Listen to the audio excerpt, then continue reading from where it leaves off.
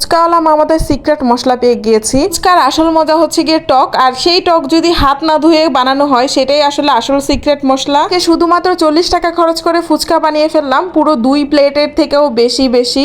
একটা প্লেটে ছিল 17টা করে ফুচকা। আজকে আমার ভাগ্য খুবই খারাপ, আমি ক্যামেরা যেভাবে বসিয়েছিলাম সেভাবে সরে গিয়েছিল, আর ফুচকা খাওয়ার পুরো ভিডিওটা আমার নষ্ট হয়ে গিয়েছে।